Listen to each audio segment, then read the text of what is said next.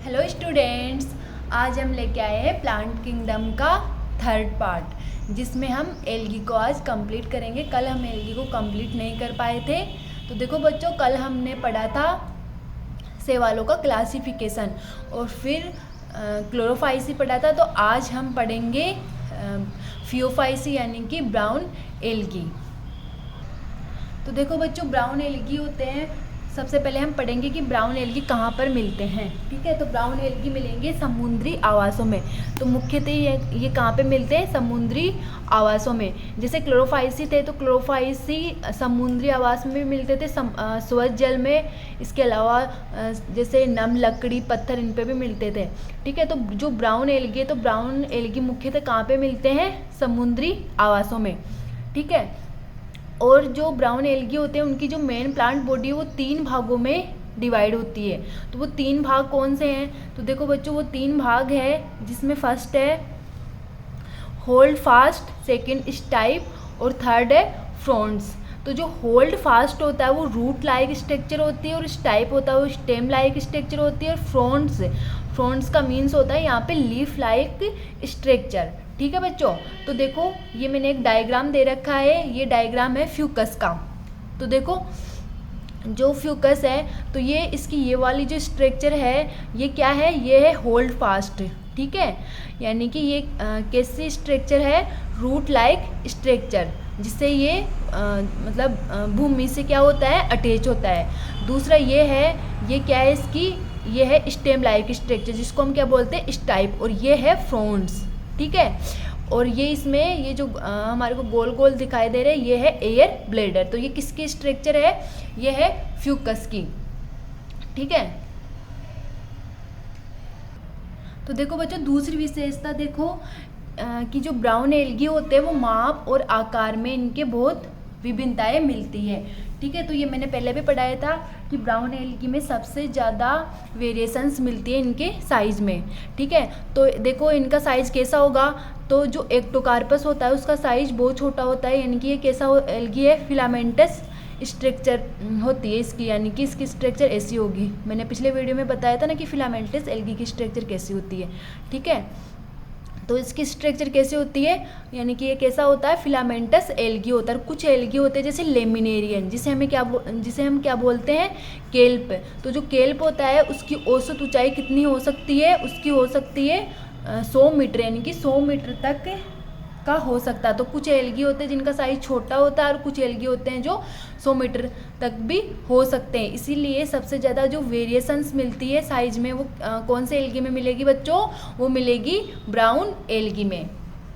ठीक है, तो हमने इनका आवास पढ़ लिया कि मुख्यतः समुद्री आवास में मिलते हैं। मेन प्लांट बॉडी इनकी 3 भागों में डिवाइड होती है और इनकी साइज में वेरिएशंस मिलती है। ठीक है, और केल्प की जो औसत ऊंचाई होती है वो कितनी हो सकती है? 100 मीटर तक। अब देखो बच्चों, हम इनके पढ़ेंगे अब एग्जाम्पल।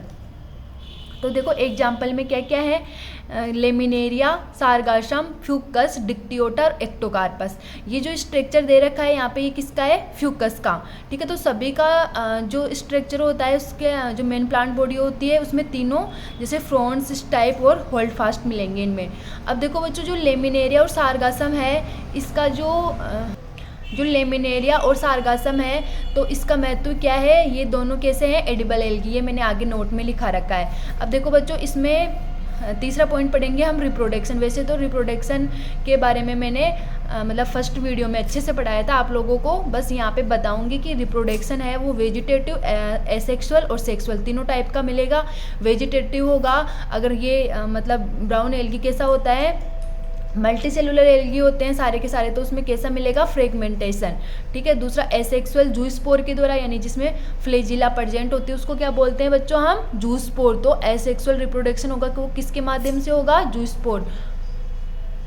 और सेक्सुअल रिप्रोडक्शन होगा उसमें तीनों टाइप के होंगे। तीनों टाइप के कौन कौन से हैं ये मैंने फर्स्ट वीडियो में बता दिया था, आइसोगेमस, एनाइसोगेमस और।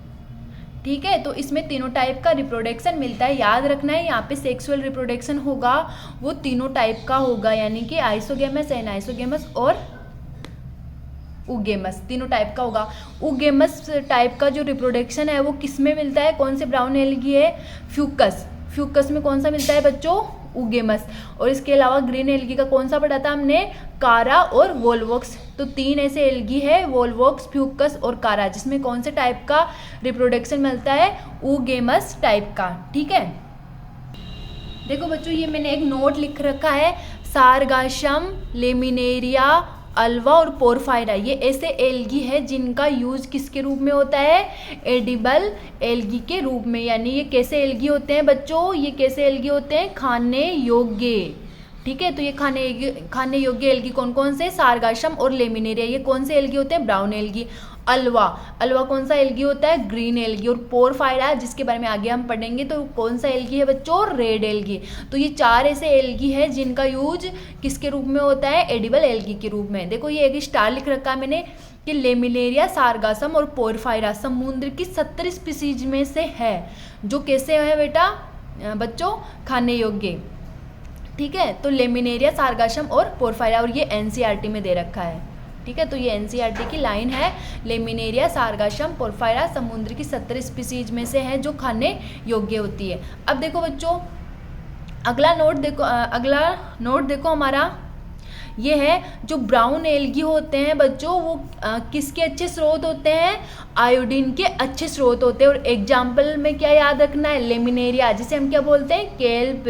तो लेमिनेरिया, फ्यूकस ऐसे ब्राउन एल्गी है जो आयोडीन के अच्छे स्रोत होते हैं। तो देखो ब्राउन एल्गी हुआ, रेड एल्गी हुआ और ग्रीन एल्गी हुआ, तो तीनों में से कौन सा एल्गी है जो आयोडीन के अच्छे स्रोत होते हैं, तो ब्राउन एल्गी। ठीक है बच्चों, तो ब्राउन एल्गी के बारे में याद रखना है कि ये आयोडीन के अच्छे स्रोत होते हैं। मीन्स मतलब इनका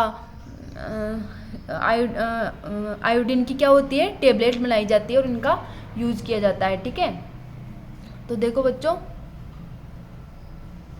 अब हम पढ़ने वाले हैं रेड एल्गी के बारे में।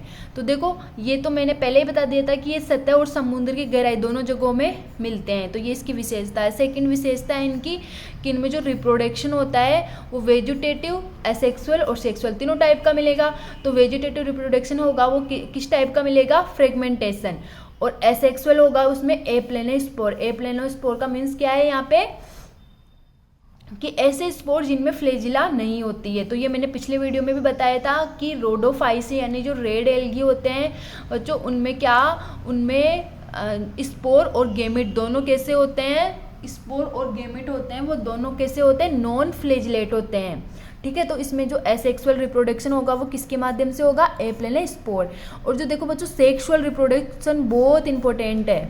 ठीक है, तो इसमें मैंने पहले भी बताया था कि जो सेक्सुअल रिप्रोडक्शन मिलता है रेड एल्गी में वो बच्चों किस टाइप का मिलता है, ऊगेमस टाइप का।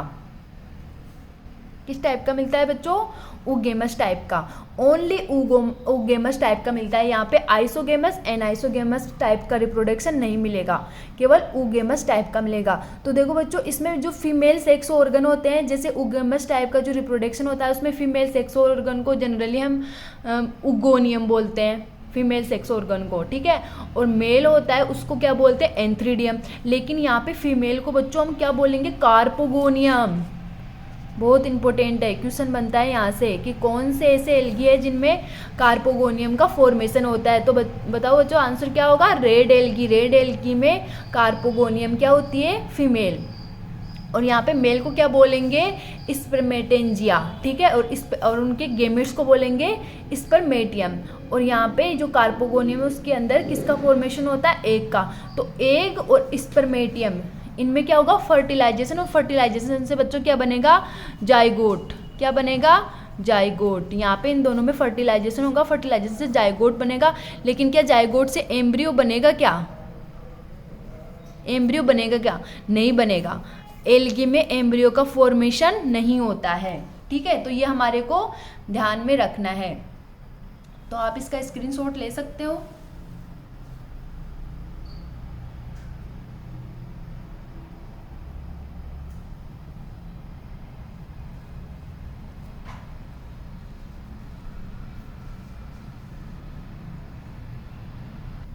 देखो बच्चों अब हम पढ़ते हैं रेड एल्गी के एग्जाम्पल।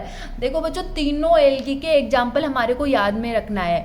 ठीक है, तो देखो पोरफायरा, पॉलीसाइफोनिया, जिलेडियम, ग्रेसिलेरिया, जिगार्टिना और कोंड्रस। कोंड्रस जिसे हम आयरिस मॉस बोलते हैं। ठीक है, तो देखो पोरफायरा, ये मैंने पीछे बताया था कि ये कैसा एल्गी होता है बच्चों, एडिबल एल्गी होता है। इसके अलावा जिलेडियम और ग्रेसिलेरिया ऐसे एल्गी है जिनका यूज किस में होता है, एगार एगार बनाने में। ठीक है, तो यानी कि जिलेडियम और ग्रेसिलेरिया ऐसे एल्गी है जिनसे एगार एगार बनाया जाता है।